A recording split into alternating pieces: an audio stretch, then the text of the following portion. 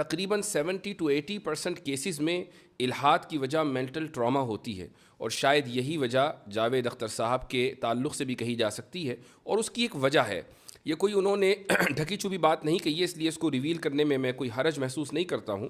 Debate سے پہلے جب ہماری جاوید صاحب سے ملاقات ہوئی تو انہوں نے ہم سے یہ کہا کہ بھائی مجھے آپ اس بات پہ قائل کر دیں کہ 8 سال کی عمر سے لے کر آگے تک جو میں نے مختلف مصیبتیں جھیلی ہیں تو کیا خدا مجھے ریکمپنسیٹ کرے گا یا نہیں کرے گا۔ اس سے یہ اندازہ ہوتا ہے کہ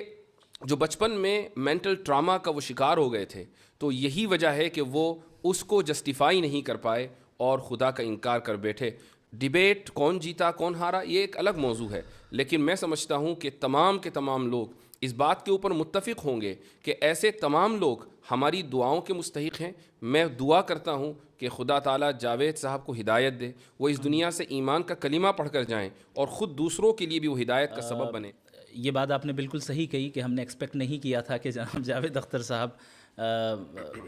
وہی باتیں کریں گے جو اکثر کرتے آئیں، بلکہ ہم نے یہ سوچا تھا کہ شاید کوئی اکیڈمک انداز میں ڈسکشن ہوگی، اور میں نے تو یہ ارادہ کیا ہوا تھا کہ کئی سارے آرگیومنٹس میں وہاں پہ پیش کروں گا، صرف آرگیومنٹ آف کنٹینجنسی نہیں،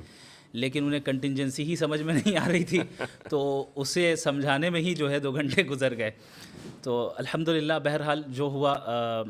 اللہ کا فضل رہا، اور اللہ کا فضل ہے کہ حق بات سامنے واضح آ گئی، اور اللہ سے دعا گو ہوں کہ اللہ انہیں بھی ہدایت دے۔